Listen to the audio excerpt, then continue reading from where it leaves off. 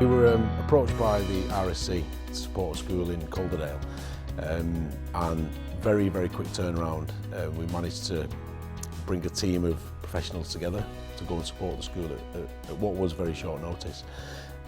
So day one there was a team of 6 who went in fact finding, and then by day 3 we had 25 colleagues who we'd been able to call upon to really get under the skin of the school and find out what support was needed. I got a call at half term from Paul Tarn, very persuasive about let's get a group of like-minded leaders in schools, friends of the Education Exchange together, clearly who want the best things for a school in crisis, for some children who need some desperate intervention in their school. And the process started. First day back after half term, ourselves and a number of other key colleagues from trusts around the area from far and wide met to do a range of due diligence to dig deep. Over 20 members of staff, senior staff in the school, fact finding, sorting out exactly what the key issues are within the school, working together, collaborating openly and honestly, and getting at the end of that day so fast a clear plan and a strategy of what needed to happen.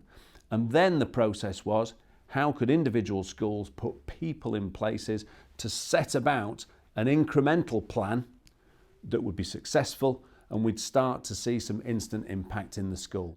It was really good to get people together quickly because that's what the project needed.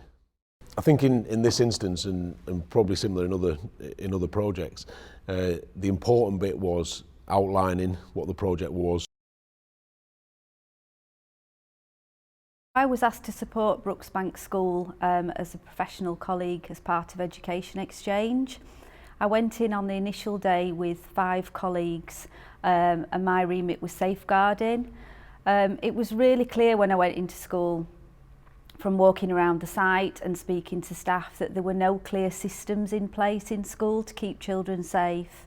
So what I did was put some systems in place immediately. What was also really clear as well is that staff didn't have a good understanding of safeguarding, what that meant in their context and what they needed to do. So we had an inset day for staff, and we delivered safeguarding training for all staff in the school.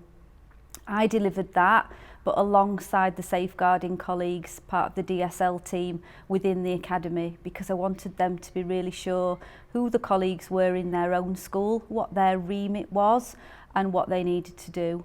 What we did next was reconfigured their CPOM system so that we'd got categories so we could document all areas of safeguarding. What that allowed us to do was pull reports that showed us what the issues were in that school and get a good understanding of contextual safeguarding within that school environment. What we could then do was formulate support and further training for staff in response to that, so we could meet student need, but also we could put systems in place to support individual students and groups of students. The impact of that has been that CPOM's use within the school has gone up significantly, and we've been monitoring those incidents weekly. We're also making sure that they're all responded to in a timely manner and really effectively as well. There is ongoing work with the pastoral team. That includes the attendance team as well, because when we originally became involved, there were very few home visits for children that weren't attending school. There's now a clear system in place at which point staff need to respond and go out and do immediate visits on first day of absence. There's been a lot of assemblies for year groups for students in terms of peer-on-peer abuse, behaviour and expectations within the academy. Students have reported that they feel safer in school, they're enjoying school and they are happier. Staff are also reporting that they know what to do and when to do it, and they are now confident and they know who to come to if they need support in any aspect of safeguarding for the school. Once we had our way forward and we were into week 2, we knew that student safety was an absolute priority. So one of the first things we did, we restructured the school day. We've made it now so that there are split lunches, split breaks.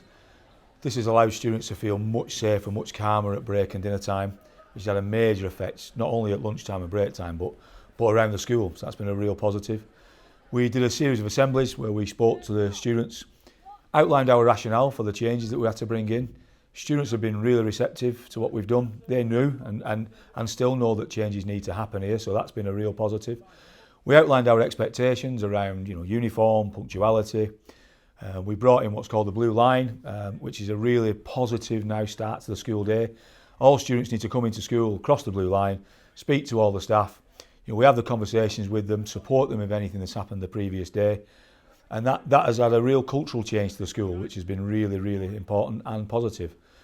In the same week, we invited all the parents in. We had hundreds of parents turn up to a number of sessions in the evenings. Again, in them evenings, we just outlined who we were, why the Education Exchange have got involved, what the Education Exchange were here to do, and to reassure parents that we had the right body of people in the school to support the plan moving forward. At the end of each of them sessions, we give parents an opportunity to come and speak to us individually about their concerns and about how we were addressing them concerns and what the plan was for the future. So, the parents left them sessions really, really reassured that somebody was taking control of this and there was a positive way forward. And then towards the end of the second week, we knew that the staff needed some urgent safeguarding training. So we did close the school for a day. We requested that. We brought year 11 in and brought year 13 in because we felt it was really important that on the build-up to the exams that they weren't going to lose out. And we used the Education Exchange to put some booster sessions on for them building up to the exams, whilst the staff here at Brooksbank could get some really important and necessary safeguarding training. That safeguarding training again went down really well. We also in that day started the process to bring in the new behaviour policy. I feel so much safer through having more improvements for the behaviour system, less crowding, better lunch, better breaks, better pretty much everything. Week 3, the expectations in school had been set, and now it was about driving those expectations and making sure that there was a robust behaviour policy that sat behind that, which we needed to embed and give staff the confidence, empower the staff to be able to drive that behaviour policy. There were assemblies that took place, staff training, again to give them the confidence to be able to enact the behaviour policy. And then really it was just about being a calm, authoritative presence around the school, modelling the behaviour that we expect of the children, but also modelling the approaches that we wanted to the staff themselves. There's great people in this school, fabulous children, good staff who want to do a good job, and our responsibility was to make sure that the systems and structures were there to give them the confidence to be able to deliver. Over the years that I've worked in education, much of that has been collected from working in different schools with different leaders, and what this project has allowed is more of that, more connections, more exposure to other ways of doing things. Back in March, HCAT leaders, including myself, came up to Brooksbank to support the Education Exchange and the review of the school. And as part of the review, we found out that there was an opportunity to offer extra capacity in implementing some of the improvements that we needed, particularly the ones that needed more rapid change. So I've been up since March, 2 days a week, supporting Mr. Hewitt and his team in making sure that the strategy and the operational side of things have been put in place, making sure that I'm out and about in classrooms, on the corridors, and making sure that staff and students feel supported in terms of moving the school forward. And it's been great to see the phenomenal change that's taken place, and we've really developed a positive learning culture. The classroom environment is focused on learning, and that's been the absolute goal from day one. And so it's been pleased to see how quickly we've turned that around. In terms of my own professional development, it's been a fantastic opportunity in seeing how we implement sustainable improvement from the ground up. And there have been challenges at times, but it's been really, really rewarding. And I think that as a future principal, as a future head teacher, it's been a fantastic opportunity for me to see how to make a real difference in the lives of young people, in their learning, moving forward. I think if I compare what's happened in this project to what's possible in light of what the Education Exchanges have achieved in a short period of time, there are people who need support, there are people who need help, and for one organisation alone to do it when they might not have the capacity, they might not have the expertise, it doesn't happen as quickly as it could. And I think the possibility of the Education Exchange is that collectively, if people can come together, change can be affected much quicker than it currently might be under the current system. I think I'd say, who doesn't want to have friends? Who doesn't want to, when you need help, or if you've got a sticky situation, or if you just need somebody to speak to, who doesn't want to scroll through the phone and kind of go, I've got such a body, I can phone, or I know that I can ask that person and I know they will help. Who wouldn't want to be in that situation? Because clearly we haven't got all the answers, and working collectively puts everybody in a much stronger position.